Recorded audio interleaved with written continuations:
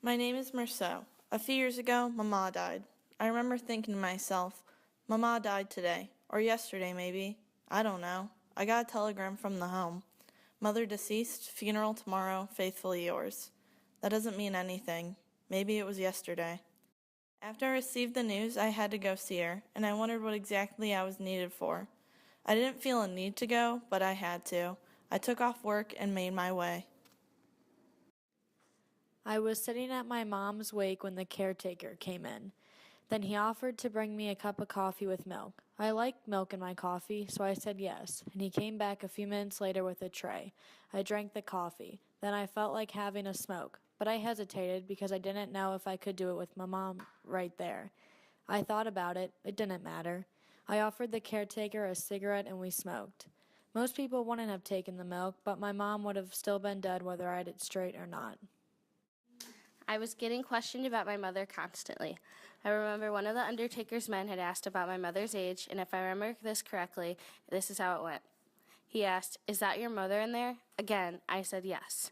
Was she old? I answered, "Fairly," because I didn't know the exact number.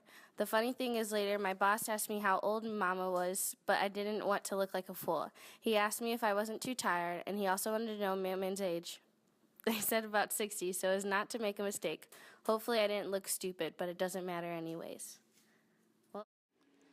A couple of weeks after the funeral, my boss called me into his office. He was planning to open an office in Paris which would handle his business directly with the big companies on the spot, and he wanted to know how I felt about going there. I'd be able to live in Paris and travel around for part of the year as well. You're young, and it seems to me it's the kind of life that would appeal to you. I said yes, but that really it was all the same to me. I didn't see a difference in the life I had then or the life he was offering, because in the end, it'll be the same outcome. During my trial for murder, I was forced to be examined by the magistrate. He couldn't understand why I paused between shots, but I didn't think that was relevant. But he cut me off and urged me one last time, drawing himself up to his full height and asking me if I believed in God. I said no. He said it was impossible. All men believed in God, even those who turned their backs on him. But you see, God is his meaning in life. I don't think there is any, so why waste my time believing in it? I had talked to the priest, but all he wanted to talk about was my religion. He wanted to talk to me about God again, but I went up to him and made one last attempt to explain to him that I had only a little time left and I didn't want to waste it on God. There is no point in life, so why would I waste my time on something that doesn't exist?